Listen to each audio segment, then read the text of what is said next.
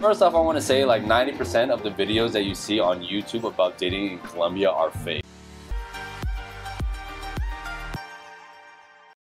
Hi everybody and welcome back to How to Expat. My name is Tasha and this is Sam, and as we mentioned in previous videos, we're gonna change a little bit up our YouTube and we'll invite more guest contributors like Wes.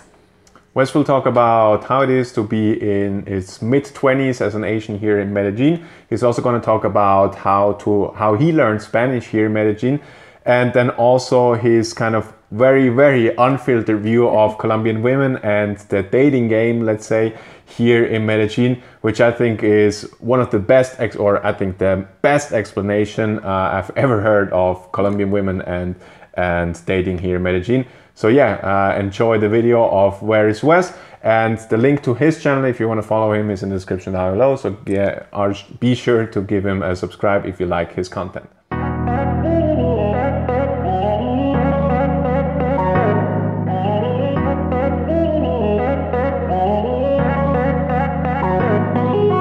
What up, players? My name is Wes and I make videos about Medellin amongst other things. But today I wanted to talk about a few things specifically. Number one, what it's like living in Medellin as a 20-something.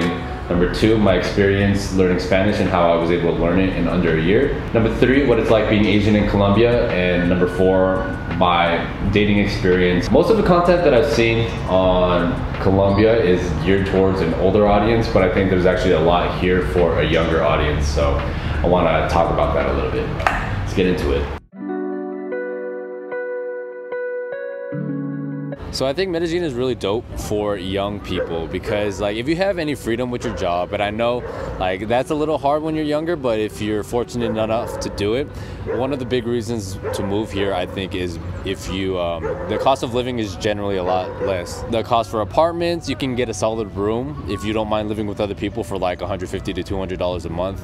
Right now I have my own apartment. I'm living alone. It's in the nice area of Poblado and I'm paying about $550 a month for rent for that. And it's possible for you to, as a foreigner, to rent a unfurnished apartment. You just kind of have to pay up front. So I made a video about that if you guys want to check that out. I just think like the Colombian culture it reminds me so much of LA. Like it's crazy because here it's a city, and this is probably the other than Bogota, this is probably the liveliest city here in Colombia. Everything about like the weather, the way the culture is, there's a lot of rich people that live here. The way the women are, it reminds me very much of LA. So if you're looking for another place to go, I would highly recommend here. Food and alcohol for the most part are pretty cheap here as well. If you live in like the richer areas like Poblado, some parts of Laureles, or like right here where we're at right now in Ciudad del Rio, it's very common that you'll pay for like a good meal. You'll probably pay like $8 to $10. For me, I really like eating the food on the street, and you can eat at those places for like $3 to $5 a meal, which I think is like super worth it. A lot of foreigners that come here don't really like Colombian food, and I can totally understand that. So you know, it's not for everybody, but fortunately they have a pretty good amount of international food. The Asian food here is kind of lacking, but the Mexican food is pretty good. The Italian food is pretty good. It's not totally crazy expensive either. On top of that, alcohol is pretty cheap. If you want to go out, it's not super expensive to go out either to the clubs and stuff. But one thing I really like about Colombian culture is that people like to dance. And for me, you know, dancing is, I really love dancing. So you can go out, you can do like the salsa stuff, you can do reggaeton clubs, and just in general, I think Medellin is a really fun place to be. The weather is good all the time. Right now we're in rainy season, but how it is, it's like it gets sunny in the morning and then rains either at 2:30 or like at 4 in the afternoon. It will rain for a couple hours and then it'll clear up again. So it rained earlier for about an hour and now it's clear again. In the summer and other times, it's usually just like clear and the whole entire day, which is really nice. I don't know, I really like how Medellin has like a good mix of modern city, and the metro system here is really nice. It's so close to nature and the views everywhere are beautiful, and personally, I just like looking at the mountains like this, and I think maybe in the future I will move to a place that's a little more quiet, but for now, the energy of Medellin is really nice and I think it's awesome. I like how Medellin is very fitness friendly. You'll often see people out exercising, running, walking. In my neighborhood, people are walking around all the time. And I think it's just like a Colombian thing. People really like being outdoors, especially after the quarantine. It kind of effed all of us up. We just enjoy being outside. Man, there's just so many beautiful parks and places to hike here in Medellin. And if you wanted to just like go be surrounded by the buildings, there's places for that. But for me, I need some nature time. And it's really cool to know that there's beautiful parks literally like 5 minutes away from my house. I would recommend doing Uber because taxis can rip you off if you don't know what you're doing. Uber costs like $1, $1.50 per trip. When it's rush hour, it costs a little more, but you're not gonna be spending more than like $4 or $5 on an Uber, which I think is totally great. So I have a playlist on my channel documenting my experience learning Spanish all the way from the beginning where I pretty much didn't know anything. So I'm going to be honest, there are no shortcuts to trying to learn a language. When I was teaching English, all my students asked me, you know, what are tips or tricks that they can do to learn faster. But really, language is just one of those things where you just have to keep using it and practicing every day. I think there are things that you can do to your environment to help encourage you to learn or to essentially like learn without having to put so much effort into it. But if you're looking for like a quick and easy way to learn Spanish, it doesn't really exist. Kind of like those get rich quick schemes. All right, so do a quick experiment. Go on YouTube and search up how I learned Spanish in 30 days or how I learned Spanish in 7 days. 9 times out of 10, those videos are all in English and they barely speak any Spanish. So for me, I look at these videos and I'm like, this doesn't do anything because where's the proof? I want you to show me the proof that you can actually speak the language, you know? So keep that in mind when you're speaking the language because it's gonna be difficult, but when you learn the language, your experience changes drastically and it's totally worth the time. So you can make different friends, the locals treat you a lot differently, your pool for dating increases and you don't need to ask for help every time just to do some simple things like pay bills. I'll talk about dating more in the dating section, but kind of think about it. If you don't speak Spanish, you can only date the people that speak English. But if you speak Spanish, pretty much this whole entire continent opens up to you for potential people that you can date. My advice is to live with locals if you can. I lived with locals for about 6 to 7 months, and in that time I only really took like 1 month of lessons and the rest was pretty much self-study, and I was able to get around a B1 level just by doing that. However, as you get into the more advanced stuff, I realized I had a lot of holes in my knowledge and there was a lot of the more advanced rules that I didn't quite understand. Like I messed up a lot of the past tenses. Subjunctive is just like its own beast and now I'm better at it, but in the beginning I had no freaking clue what I was doing. Freaking Spanish has so many tenses, so you kind of have to take lessons, I think, in order to really understand it, because trying to learn those by yourself, I've found have been very confusing. So for me, I've been attending a Christian church that does their services in Spanish. So I go and I've been meeting a lot of people and all of them, some of them speak a little English, but for the most part, I converse in Spanish. That's a good way to practice and meet people. And I've been watching a lot of Spanish TV shows and I've been reading Harry Potter in Spanish. I'm comfortable with speaking with most people that I run into, and I can comfortably watch these TV shows. I need subtitles still, but I understand exactly what's going on and I can understand 90% of what's being spoken. The problem with reading, especially something like Harry Potter, is that there's a lot of descriptive words in there that aren't really used in like everyday conversation, so it's like a different beast. And all of the past tense stuff and all the different tenses really come into play when you're reading. So that's a really good way to practice that, but I would recommend waiting until maybe you're in a B1, B1.5 level before you really start getting into reading. I think the goal for most people is just talking, and the only way to get better at that is make some friends and you go talk. So my personal model is that if you're gonna move to another country, I think it's important that you respect their customs, but also learn the language. It's a similar feeling I had when I was in the US. Like it bugged me when people would come,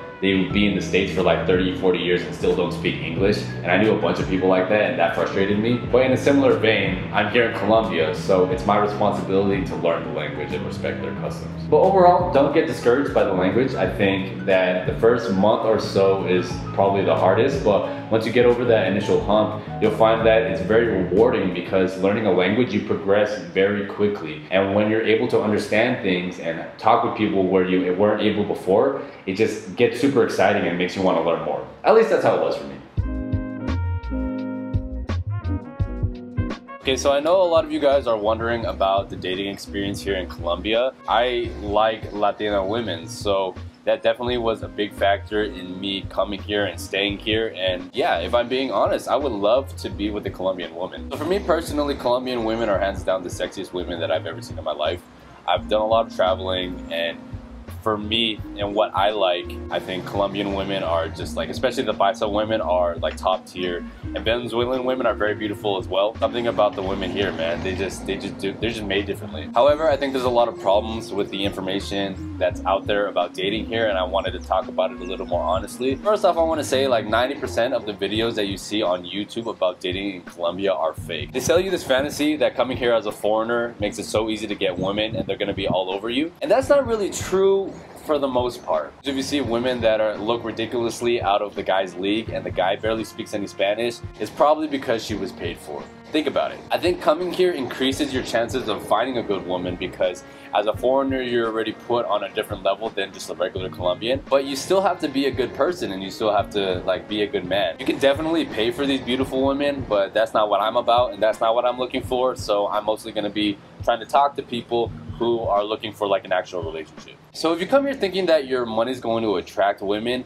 it's a little complicated, because it's kind of true, and prostitution is legal here too, so it just kind of gets messy with all of that. I think this is why Colombian women, specifically the paisa women, have this reputation for being gold diggers, which I think is not entirely true, but it's not entirely wrong either. So a lot of what I hear about paisa women is that they're very beautiful, but that they're not very smart, and they just want a lot of money. But here's the kicker. I hear that from foreigners, but I also hear that from a ton of my Colombian friends. They all tell me the same thing. And I can definitely see what they mean, because if you walk around like the more expensive malls like El Tesoro or Santa Fe, you can see a lot of these relationships. Older gentlemen, sometimes Colombian, sometimes foreign, with these very young, beautiful, sexy wives. You actually see a lot of these relationships everywhere. For me, it's interesting because to me it seems like these women are being treated like objects. Both the men and the women kind of play into it. So, you know, I'm just gonna leave it at that. So there's actually a ton of Colombian women that are not like that, that are good, that make good partners,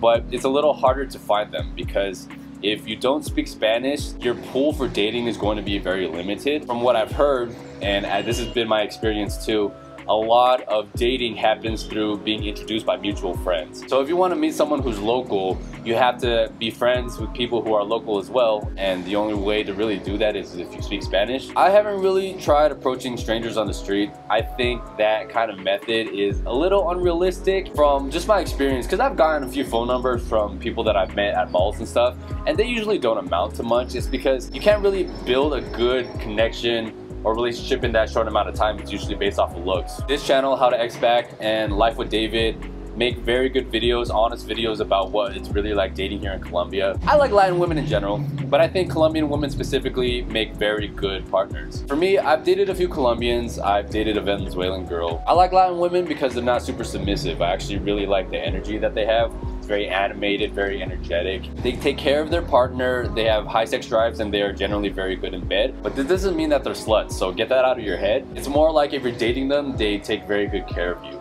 Also, keep in mind that if you're a foreigner, you're probably going to be making a lot more money than the women here. The average salary here is maybe like $250 a month. So there's this expectation that the man pays for things, and for the most part, I think it's okay. You know you found a good woman when she offers to pitch in or help, right? Obviously, you make more money than her, so they can only do so much. But even just if they offer, good women will try to pay or help out when they can. For me, personally, that's enough. As for being Asian, I actually think this works as an advantage because we're more like exotic, if that makes sense. Height isn't really a big deal here either, which I think is really awesome because that's a big insecurity that a lot of men have. In general, if you're looking to date, this is a good place to do it, but respect the customs, learn a little bit of Spanish, and don't treat the women like objects, and I think you'll be good. Anyways, thank you guys so much for watching, and I hope to see you on my channel.